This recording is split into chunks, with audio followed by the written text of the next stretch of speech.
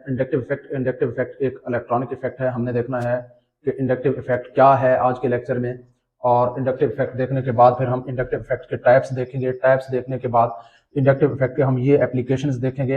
Inductive effect हमें helpful है हमारे लिए एसिडिक स्ट्रेंथ को देखने के लिए, बेसिक स्ट्रेंथ को किसी भी चीज के, और उसके बाद किसी कार्बोकेटाइन की स्टेबिलिटी को चेक करने के लिए, और कार्ब एनाइन की स्टेबिलिटी को चेक करने के लिए भी हम इंडक्टिव इफेक्ट का यूज करते हैं। तो स्टार्ट करते हैं। एग्जांपल है कार्बन कार्बन कार्बन और ये X, और यहाँ एक जनरल एग्जांपल है कार्बन कार्बन कार्बन और ये Y। अब फर्ज करते हैं ये जो X है इसकी इलेक्ट्रोनेगेटिविटी कार्बन से ज्यादा है, तो X क्या करेगा, इस कार्बन के ये जो इलेक्ट्रॉन है इनको अपनी तरफ अट्रैक्ट करेगा, जिसकी वजह से इसके ऊपर पार्शियल नेगेटिव चार्ज, जबकि कार्बन के ऊपर पार्शियल पॉजिटिव चार्ज आ जाती है। और ये जो इफेक्ट है इसकी इलेक्ट्रोनेगेटिविटी का, X की इलेक्ट्रोनेगेटिविटी का इफेक्ट ना तो सिर्फ इस कार्बन के ऊपर पड़ता है बल्कि इस बॉन्ड के ऊपर भी पड़ जाता है, लेकिन इस कार्बन या इन इलेक्ट्रॉनों की निस्बत कमजोर, इसलिए हम यहाँ पे 2 दफा पार्शियल साइन लगा के पॉजिटिव चार्ज लगा देते हैं। इसी तरह से अब ये जो इसकी इलेक्ट्रोनेगेटिविटी है इसका इफेक्ट इस कार्बन के इलेक्ट्रॉनों के ऊपर भी पड़ता है, लेकिन इन दोनों कार्बन की निस्बत इसके ऊपर कम इफेक्ट पड़ता है, इसलिए यहाँ पे हम 3 दफा पार्शियल साइन लगा के पॉजिटिव चार्ज लगा देंगे। अब इस ग्रुप को, जो इलेक्ट्रॉनों को अपनी तरफ अट्रैक्ट करता है, इस ग्रुप को हम कहते हैं इलेक्ट्रॉन विदड्रॉइंग ग्रुप। अब यहाँ पे एक और नीचे गौर करें, यहाँ हमारे पास Y है। फर्ज करते हैं Y की इलेक्ट्रोनेगेटिविटी कार्बन से कम है। जब Y की इलेक्ट्रोनेगेटिविटी कार्बन से कम है तो कार्बन ये अपने इलेक्ट्रॉनों को कार्बन की तरफ है पुश करेगा, जिसकी वजह से इसके ऊपर पार्शियल पॉजिटिव चार्ज, जबकि कार्बन के ऊपर पार्शियल नेगेटिव चार्ज पैदा हो जाती है। अब इलेक्ट्रॉनों के पुश करने का जो इफेक्ट है वो इस कार्बन तक महदूद नहीं रहता, बल्कि ये आगे पहुंच जाता है इस कार्बन के पास, लेकिन इस कार्बन की निस्बत इसके ऊपर ये इफेक्ट कम पड़ता है, इसलिए हम 2 दफा पार्शियल साइन लगा के नेगेटिव चार्ज लगा देते हैं। इसी तरह से ये जो इफेक्ट है इलेक्ट्रॉन डोनेटिंग इफेक्ट, इसका असर इस कार्बन के ऊपर भी पड़ता है, लेकिन इन 2 कार्बन की निस्बत कम, इसलिए यहाँ पे हम 3 दफा पार्शियल साइन लगा के नेगेटिव चार्ज लगा देते हैं। अब यहां जरा गौर करें, अब ये जो है हमारा इलेक्ट्रॉन डोनेटिंग ग्रुप है, Y इलेक्ट्रॉन डोनेटिंग ग्रुप है और X इलेक्ट्रॉन विदड्रॉइंग ग्रुप है। अब इनकी वजह से क्या हो रहा है, इलेक्ट्रॉन विदड्रॉइंग ग्रुप और इलेक्ट्रॉन डोनेटिंग ग्रुप की वजह से इस चेन के जो इलेक्ट्रॉन है, इस कार्बन की मॉलिक्यूल के जो इलेक्ट्रॉन है, ऑर्गेनिक मॉलिक्यूल के जो इलेक्ट्रॉन है, इनकी चार्ज डेंसिटी चेंज हो रही है। इस इफेक्ट को हम इलेक्ट्रॉनिक या इस इफेक्ट को हम इंडक्टिव इफेक्ट कहते हैं। Change in charge density of organic compound के चार्ज डेंसिटी के अंदर चेंज, किस लिए, due to presence of electron withdrawing और electron donating group. Electron withdrawing या इलेक्ट्रॉन डोनेटिंग ग्रुप की वजह से इलेक्ट्रॉन डेंसिटी के ऊपर जो चेंज आ जाती है, इसको हम इलेक्ट्रॉन एफिनिटी कहते हैं, इज कॉल्ड इंडक्टिव इफेक्ट। इस इफेक्ट को हम इंडक्टिव इफेक्ट कहते हैं। अब यहां इंडक्टिव इफेक्ट के हमारे पास एग्जांपल्स के, इंडक्टिव इफेक्ट के यहां पे देखते हैं 2 एग्जांपल्स। एक ये carbon CH3 single bond with CH2 single bond with Cl, और एक ये CH3 single bond with CH2 और single bond with oxide ion. अब यहाँ पे क्या है, क्लोरीन की इलेक्ट्रोनेगेटिविटी कार्बन से ज्यादा है, तो क्लोरीन इलेक्ट्रॉनों को अपनी तरफ है ज्यादा अट्रैक्ट करेगा, जिसकी वजह से क्लोरीन के ऊपर पार्शियल नेगेटिव चार्ज, जबकि इस कार्बन के ऊपर पार्शियल पॉजिटिव चार्ज आ जाती है। अब ये इफेक्ट फर्दर इस कार्बन तक पहुंच जाती है, लेकिन इसकी निस्बत कम, तो इसलिए यहाँ पे हम 2 दफा पार्शियल साइन लगा के पॉजिटिव चार्ज लगा देते हैं। अब इधर गौर करते हैं, यहाँ पे ये ऑक्सीजन है, ऑक्सीजन गो के इलेक्ट्रोनेगेटिव एलिमेंट है, लेकिन चूंकि यहाँ पे नेगेटिव साइन ये बता रहा है कि ऑक्सीजन के ऊपर चार्ज डेंसिटी या इलेक्ट्रॉनों की डेंसिटी ज्यादा है, ज्यादा इलेक्ट्रॉन है, तो इसलिए ये अपने इलेक्ट्रॉनों को आगे की जानिब, इस ग्रुप की जानिब पुश करेगा, जिसके नतीजे में इसके ऊपर पार्शियल नेगेटिव चार्ज, जबकि ऑक्सीजन के ऊपर पार्शियल पॉजिटिव चार्ज क्रिएट हो जाती है। और ये जो चार्ज है इसका इफेक्ट अगले कार्बन तक भी पहुंच जाता है, सफर करता है। तो यहाँ पे इसके ऊपर भी हम पार्शियल साइन लगाएंगे और 2 दफा पार्शियल साइन लगा के नेगेटिव चार्ज लगाएंगे, क्योंकि इस कार्बन के ऊपर इस कार्बन की निस्बत इफेक्ट कम है। तो ये हो गई हमारे पास है एग्जाम्पल समेत इंडक्टिव इफेक्ट। अब इंडक्टिव इफेक्ट जो है इसके ऊपर कौन सी चीजें जो है किस तरह से इंडक्टिव इफेक्ट है वर्क करता है। इंडक्टिव इफेक्ट जो है ये सिर्फ पाई इलेक्ट्रॉन सिग्मा इलेक्ट्रॉन को मूव करता है, पाई इलेक्ट्रॉन को मूव नहीं कर सकता। सिग्मा इलेक्ट्रॉन मींस के सिंगल बॉन्ड में जो इलेक्ट्रॉन मौजूद होते हैं, तो इट मूव्स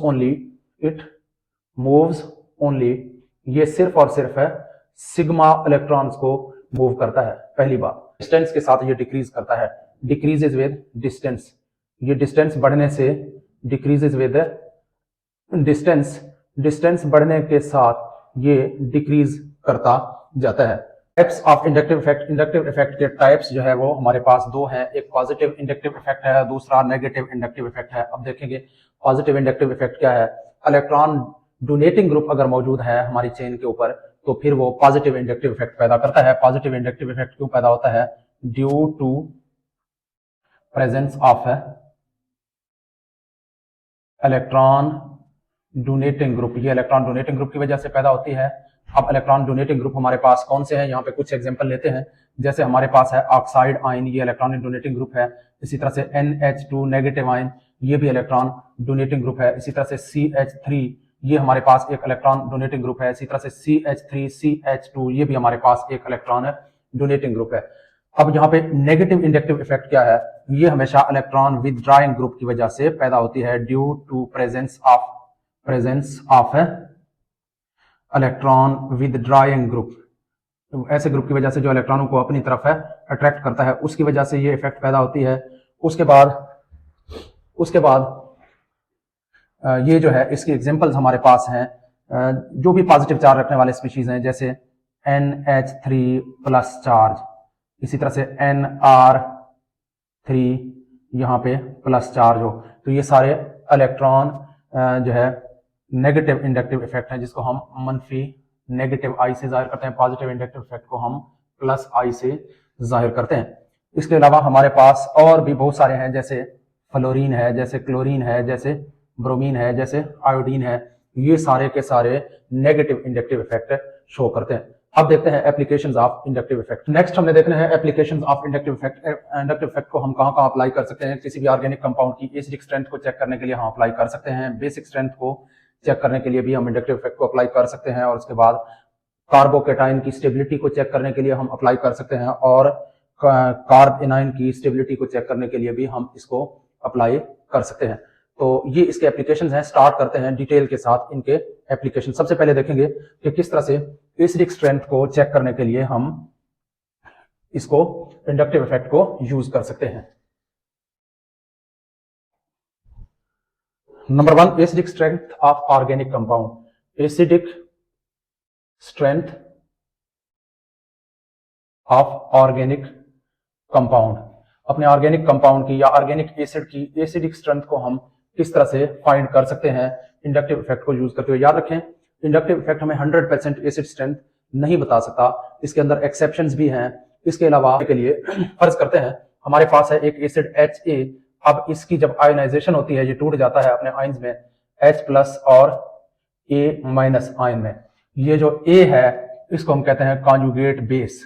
कॉन्जुगेट बेस, ये एक कॉन्जुगेट बेस है। अब ये जो कॉन्जुगेट बेस है इसकी स्टेबिलिटी से हमें एसिड स्ट्रेंथ का अंदाजा हो जाता है। ये अगर ज्यादा स्टेबल है तो फिर हमारा एसिड जो है वो स्ट्रांग होगा। एसिड कैसे होगा? स्ट्रांग होगा। अगर ये कम स्टेबल है तो हमारे एसिड की जो स्ट्रेंथ है वो कम हो जाती है। अब इसके लिए एसिडिक स्ट्रेंथ को चेक करने के लिए हम यूज करते हैं इंडक्टिव इफेक्ट को। अब इंडक्टिव इफेक्ट को हम कैसे यूज करेंगे? कौन सी ऐसी चीजें हैं जो हमारे, कौन से ऐसे फैक्टर हैं जो हमारे इस कॉन्जुगेट बेस को स्टेबलाइज कर देते हैं? अब हमने वो सारे फैक्टर्स देखते हैं। अब वो सारे फैक्टर कौन से हैं? नंबर 1, जो नेगेटिव इंडक्टिव इफेक्ट है, नेगेटिव इंडक्टिव इफेक्ट, ये नेगेटिव इंडक्टिव इफेक्ट अगर इंडक्टिव इफेक्ट अगर ज्यादा है, इंडक्टिव इफेक्ट अगर ज्यादा है तो हमारे एसिड की स्ट्रेंथ ज्यादा होगी। यानी इलेक्ट्रॉन विदड्रॉइंग ग्रुप हमारे एसिड को हमेशा स्ट्रांग कर देते हैं, क्योंकि वो हमारे कॉन्जुगेट बेस को स्टेबल कर देते हैं।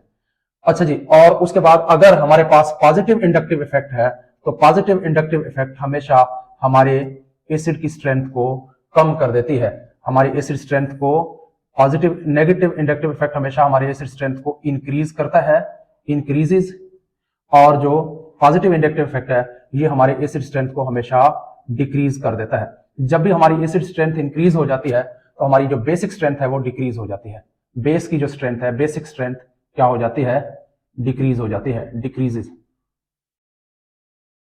अच्छा जी, तो इसी तरह से अगर एसिड स्ट्रेंथ जो है वो डिक्रीज हो जाए तो हमारी बेस की जो स्ट्रेंथ है, बेस की जो स्ट्रेंथ है वो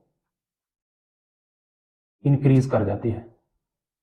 अब हमने इनको गौर से देखना है कि नेगेटिव इंडक्टिव इफेक्ट के ऊपर क्या क्या चीजें असरअंदाज होती हैं और नेगेटिव इंडक्टिव इफेक्ट किस तरह से बढ़ेगी, तो फिर हमारे एसिड की स्ट्रेंथ के अंदर किस तरह से जो है वो एसिड हमारा स्ट्रॉन्ग। हमारी एसिडिक स्ट्रेंथ की जो मेन शर्त है presence of electron withdrawing group. अगर किसी चीज के पास, अगर किसी कंपाउंड के पास इलेक्ट्रॉन विदड्रॉइंग ग्रुप नहीं है तो उसकी एसिडिक स्ट्रेंथ कम होगी, जबकि दूसरे की जिसके पास इलेक्ट्रॉन विदड्रॉइंग ग्रुप मौजूद है उसकी एसिडिक स्ट्रेंथ ज्यादा होगी। यहां पे लेते हैं एक एग्जांपल, मेरे पास ए और बी दो एग्जांपल है। फर्ज करते हैं ये है मेरे पास HCOOH, ये एक ऑर्गेनिक एसिड है। इसी तरह से एक और है ClCH2COOH, ये मेरे पास दो एसिड है। अब जब इनकी आयोनाइजेशन होती है तो ये यहां से टूट जाते हैं, ये पॉजिटिव चार्ज वाला हाइड्रोजन अलग और यहाँ पे ये नेगेटिव चार्ज आ जाती है, ये हमारा कॉन्जुगेट बेस है। इसी तरह से जब ये टूट जाती है तो फिर ये पॉजिटिव चार्ज अलग, यहां से ये आयोनाइजेशन होकर अलग हो जाती है और ये हमारा कॉन्जुगेट बेस रह जाता है। अब हमने देखना है ये जो हमारे कॉन्जुगेट बेस है इनमें से कौन ज्यादा स्टेबल है। अब स्टेबिलिटी को चेक करने के लिए जब हम स्टेबिलिटी को चेक करेंगे तो हमें अंदाजा होगा कौन सा जो एसिड है वो ज्यादा स्ट्रांग है, इनमें से कौन सा एसिड ज्यादा स्ट्रांग है। अब चेक करते हैं, यहाँ पे देखें इसमें हाइड्रोजन इलेक्ट्रॉन विदड्रॉइंग ग्रुप नहीं है। जब इलेक्ट्रॉन विदड्रॉइंग ग्रुप नहीं है तो यहाँ पे इलेक्ट्रॉन चार्ज की जो डेंसिटी है, चार्ज डेंसिटी यहाँ पे वैसे के वैसे रहेगी। हाइड्रोजन इस चार्ज को अपनी तरफ अट्रैक्ट नहीं करेगा, क्योंकि जब चार्ज डेंसिटी को कोई भी ग्रुप अपनी तरफ अट्रैक्ट करेगा इस चार्ज डेंसिटी को, तो फिर यहाँ पे चार्ज जो है वो डिक्रीज हो जाएगी। चार्ज के डिक्रीज होने की वजह से इसकी स्टेबिलिटी में इजाफा हो जाता है। अब अगर यहाँ पे इसके ऊपर गौर करें तो यहाँ पे क्लोरीन इलेक्ट्रॉन विदड्रॉइंग ग्रुप है, तो ये इलेक्ट्रॉनों को विदड्रॉ करेगा यहां से, इसके ऊपर पार्शियल पॉजिटिव चार्ज, इसके ऊपर पार्शियल नेगेटिव चार्ज आ जाती है, तो रिटर्निंग, और इसके बाद ये जो इसका असर इसके ऊपर भी पड़ेगा, तो ये कार्बन इसकी इलेक्ट्रॉन डेंसिटी को अपनी तरफ खींचेगा, तो नतीजा ये निकलेगा कि सारे का सारा चार्ज जो है वो इस तरफ है अट्रैक्ट हो जाएगा, और ये जो हमारा ये वाला ClCH2COO नेगेटिव आयन जो है ये हमारे पास स्टेबलाइज हो जाएगा। अब इसके स्टेबलाइज होने की वजह से ये जो एसिड है ये एक स्ट्रॉन्ग एसिड है बनिस्बत इसके। तो इसका मतलब ये हुआ कि हमारे पास B is a strong acid then A। उसकी वजह क्या है? उसकी वजह यह है कि B में एक इलेक्ट्रॉन विदड्रॉइंग ग्रुप मौजूद है जबकि A में कोई इलेक्ट्रॉन विदड्रॉइंग ग्रुप नहीं है। इसकी वजह से यहाँ पे चार्ज डेंसिटी जो है वो डिस्ट्रीब्यूट हो जाती है, जबकि यहाँ पे चार्ज डेंसिटी डिस्ट्रीब्यूट नहीं होगी। एक तो पहली शर्त तो ये हमने चेक की है कि अगर इलेक्ट्रॉन विदड्रॉइंग ग्रुप मौजूद है तो उस चीज की जिसके अंदर इलेक्ट्रॉन विदड्रॉइंग ग्रुप मौजूद है उसकी एसिडिक स्ट्रेंथ ज्यादा होती है बनिस्बत उसकी जिसके पास इलेक्ट्रॉन विदड्रॉइंग ग्रुप मौजूद नहीं है। Number 2, number of electron withdrawing group. Electron withdrawing group की तादाद, अगर इलेक्ट्रॉन विदड्रॉइंग ग्रुप ज्यादा है तो फिर एसिडिक स्ट्रेंथ ज्यादा होगी, अगर इलेक्ट्रॉन विदड्रॉइंग ग्रुप कम है तो एसिडिक स्ट्रेंथ कम होती है। यहां पे चेक करते हैं, फर्ज करें मेरे पास है फ्लोरीन CH2COOH, A है मेरे पास, और B है मेरे पास क्लोरीन CH, फिर क्लोरीन और उसके बाद COOH।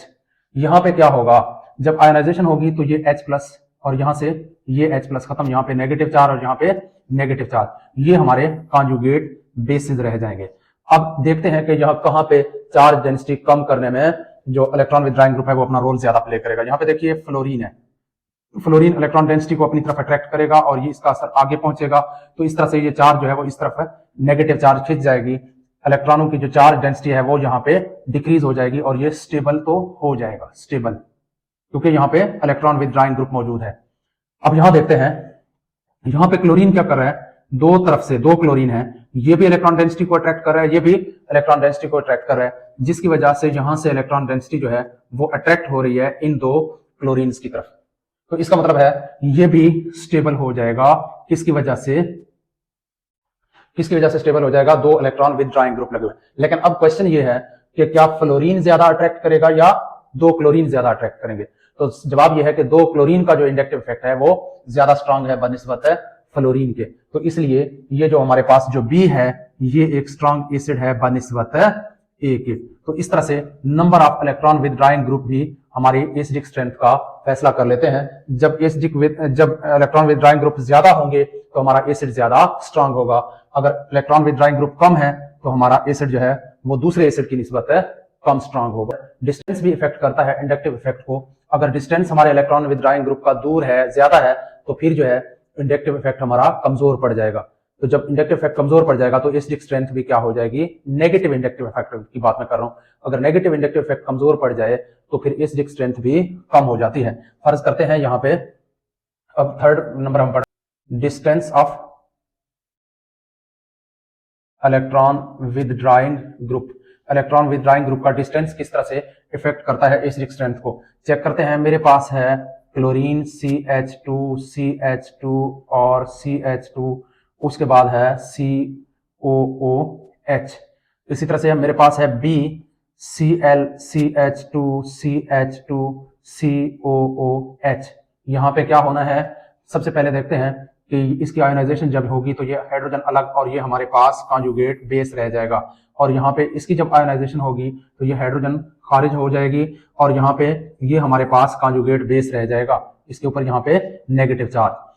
अब यहाँ इलेक्ट्रॉन विदड्रॉइंग ग्रुप दोनों पे मौजूद हैं। हम चेक कर रहे हैं स्टेबिलिटी, किस चीज की स्टेबिलिटी? अपने कॉन्जुगेट बेस की स्टेबिलिटी को चेक कर रहे हैं। तो ये क्लोरीन इलेक्ट्रॉनिक क्लाउड को अपनी तरफ है अट्रैक्ट करेगा, इलेक्ट्रॉन डेंसिटी को या चार्ज डेंसिटी को अपनी तरफ अट्रैक्ट करेगा, तो ये भी अट्रैक्ट करेगा। लेकिन अगर देखें तो यहाँ पे डिस्टेंस ज्यादा है, दरमियान में 3 कार्बन, बल्कि ये चौथी कार्बन के ऊपर है। यहाँ पे दरमियान में 2 कार्बन और ये तीसरे कार्बन के ऊपर है। तो जब डिस्टेंस कम है, तो अगर डिस्टेंस लेस है, लेस डिस्टेंस है, तो फिर हमारा एसिड जो है वो मोर स्ट्रांग होगा। More strong will be, stronger will be acid. हमारा एसिड ज्यादा स्ट्रांग होगा। अब किसमें डिस्टेंस कम है? इसमें डिस्टेंस कम है, तो इसका मतलब है हमारा जो बी है ये एक स्ट्रांग एसिड है बनिस्बत है ए की। तो इस तरह से डिस्टेंस जो है ये भी हमें एसिडिक स्ट्रेंथ जो है वो बताता है। अब नेक्स्ट देखेंगे order of electron withdrawing group. Electron withdrawing group की ऑर्डर, कौन से इलेक्ट्रॉन विदड्रॉइंग ग्रुप इलेक्ट्रॉनों को ज्यादा अट्रैक्ट करेंगे और कौन से इलेक्ट्रॉन विदड्रॉइंग ग्रुप इलेक्ट्रॉनों को कम अट्रैक्ट करेंगे। ऑर्डर है नेगेटिव इंडक्टिव इफेक्ट की। अगर हम ऑर्डर चेक करें 0 है, तो ये हमारे पास है ऑर्डर है inductive effect, negative inductive effect की। अब यहाँ पे फर्ज करते हैं एसिडिक स्ट्रेंथ को हम ऑर्डर के मुताबिक किस तरह से चेक कर सकते हैं। फर्ज करते हैं मेरे पास है कुछ ऑर्गेनिक एसिड, एक है NH2CH2COOH और मेरे पास B है NO2CH2COOH और उसके बाद मेरे पास C है CnCH2COOH और उसके बाद मेरे पास D है FCH2COOH। अब मैंने इनको एसिडिक स्ट्रेंथ की बेस पे इनको अरेंज करना है। तो किसकी एसिडिक स्ट्रेंथ ज्यादा है? अब डिस्टेंस के हवाले से हम देखें तो सबका डिस्टेंस सेम है, तो डिस्टेंस तो यहाँ पे इफेक्ट नहीं करेगा। यहाँ पे कौन सी चीज हमारे इनकी जो नेगेटिव इंडक्टिव इफेक्ट की जो ऑर्डर है वो इनके ऊपर इफेक्ट करेगा। तो ऑर्डर में जो सबसे पहले है वो उसका इंडक्टिव इफेक्ट सबसे ज्यादा है। अब यहाँ पे देखें कौन सबसे पहले है, तो सबसे पहले जो है यहाँ पे मेरे ख्याल में NO2 है ऑर्डर में, तो इसलिए सबसे हमारा जो स्ट्रॉन्ग एसिड है वो B है। उसके बाद ऑर्डर में कौन है? ऑर्डर में हमारे पास ये CN है। इसका मतलब है फिर हमारे पास एसिड में जो एसिडिक स्ट्रेंथ है वो C ज्यादा स्ट्रॉन्ग एसिड है। उसके बाद हमारे पास जो है फ्लोरीन है, फ्लोरीन। इसका मतलब है फिर स्ट्रॉन्ग एसिड D है। उसके बाद अगर हम गौर करें तो लास्ट में हमारे पास ये आ जाता है, क्योंकि ये हमारे ऑर्डर में काफी लेट आता है, तो इसलिए आखिर में हमारे जो एसिडिक स्ट्रेंथ है वो A स्ट्रॉन्ग एसिड है। तो सबसे स्ट्रॉन्ग एसिड यहाँ B और सबसे वीक एसिड यहाँ पे जो एग्जांपल मैंने दिए हैं इनमें से सबसे वीक एसिड A है। तो इस तरह से ऑर्डर भी हमारे एसिड स्ट्रेंथ के ऊपर नेगेटिव इंडक्टिव इफेक्ट का ऑर्डर भी असरअंदाज होता है। नेक्स्ट हम देखेंगे order of positive inductive effect. Positive inductive effect की ऑर्डर को हम देखेंगे, लेकिन पॉजिटिव इंडक्टिव इफेक्ट की ऑर्डर को देखने से पहले हम क्या करेंगे, मैं आपको ये बताऊं कि पॉजिटिव इंडक्टिव इफेक्ट अगर ज्यादा होगी तो पॉजिटिव इंडक्टिव इफेक्ट अगर हाई है तो फिर हमारा एसिड जो है वो लेसर एसिडिक होगा, हमारे एसिड की जो स्ट्रेंथ है वो वीक होगी। तो अब हमने देखना है कि कौन से कंपाउंड ऐसे हैं जिनकी जो पॉजिटिव इंडक्टिव इफेक्ट है वो ज्यादा है, और यहाँ पे फिर एग्जांपल से एसिडिक स्ट्रेंथ को चेक करने की लेते हैं। फर्ज करते हैं मेरे पास है CH3COOH एसिटिक एसिड A है, और फिर है हमारे पास B है HCOOH फार्मिक एसिड। ये एसिटिक एसिड है, ये फार्मिक एसिड है। इनमें से कौन सा एसिड ज्यादा स्ट्रांग है? अब चेक करते हैं। ये देखें CH3 लगा हुआ है, ये पॉजिटिव इंडक्टिव इफेक्ट शो करता है जब इसकी आयोनाइजेशन होगी। जब ये पॉजिटिव इंडक्टिव इफेक्ट शो करेगा तो ये अपने इलेक्ट्रॉनों को इस तरफ पुश करेगी, जो कि यहाँ पे इलेक्ट्रॉनों की डेंसिटी ज्यादा हाई है, तो ये इसको अनस्टेबल कर देता है, हमारे कॉन्जुगेट बेस को अनस्टेबल कर देता है। अब यहाँ पे आते हैं तो इसमें ऐसा इफेक्ट है ही नहीं, कोई पॉजिटिव इंडक्टिव इफेक्ट या नेगेटिव इंडक्टिव इफेक्ट नहीं है, क्योंकि हाइड्रोजन की जो इंडक्टिव इफेक्ट की वैल्यू है वो 0 है। तो क्या होगा, अब यहाँ पे इसकी आयोनाइजेशन जब होगी तो ये जैसे है वैसे रहेगी। कोई इसको इलेक्ट्रॉन जो है यहाँ से आके डिस्टॉर्शन इसके इलेक्ट्रॉनिक क्लाउड के ऊपर मजीद है नहीं करेंगे। तो होगा क्या, हमारा जो बी है ये एक स्ट्रॉन्ग एसिड है बनिस्बत ए की। क्यों?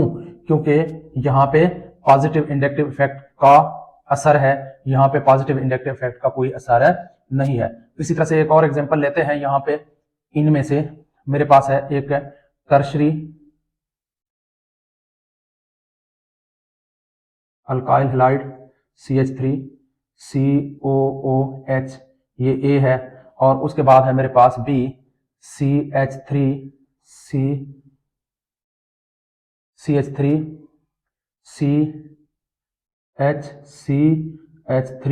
और COOH। अब यहाँ पे क्या है, यहाँ पे इसकी जब आयोनाइजेशन होगी तो यहाँ पे ये हमारे पास कॉन्जुगेट बेस बनेगा, और यहाँ इसकी आयोनाइजेशन होगी तो ये हमारे पास कॉन्जुगेट बेस बनेगा, जो कि यहाँ पे नेगेटिव चार्ज है। अब देखिए जरा, यहाँ पे क्या है, यहाँ पे 3 इलेक्ट्रॉन डोनेटिंग ग्रुप हैं, यहाँ पे यानी पॉजिटिव इंडक्टिव इफेक्ट शो कर रहे हैं 3 इलेक्ट्रॉन डोनेटिंग ग्रुप, यहाँ पे 2 इलेक्ट्रॉन डोनेटिंग ग्रुप जो है पॉजिटिव इंडक्टिव इफेक्ट शो कर रहे हैं। इसकी वजह से क्या होगा, यहाँ पे जो चार्ज डेंसिटी है इस जगह पे इसमें ज्यादा बढ़ जाती है, इसमें कम बढ़ जाती है। तो इसकी वजह से हमारा जो बी है वो एक स्ट्रॉन्ग एसिड है बनिस्बत ए की। इस तरह से पॉजिटिव इंडक्टिव इफेक्ट जो है जब इंक्रीज करेगी तो हमारे एसिड की जो स्ट्रेंथ है वो कम हो जाती है। नेक्स्ट हम देख रहे हैं कि किस तरह से स्टेबिलिटी जो है, कार्बोकेटाइन की स्टेबिलिटी के ऊपर इंडक्टिव इफेक्ट जो है वो इफेक्ट करता है। फर्ज करते हैं मेरे पास यहाँ पे कार्बोकेटाइन है CH3C और CH3, यहाँ पे पॉजिटिव चार्ज लगा हुआ और यहाँ पे हाइड्रोजन है, ये मेरे पास है A, और उसके बाद एक और है मेरे पास B CH3 और यहाँ पे प्लस चार्ज है। अब यहाँ ये जो चार्ज है ये अनस्टेबिलिटी का सबब बनता है, अनस्टेबिलिटी का सबब है ये चार्ज।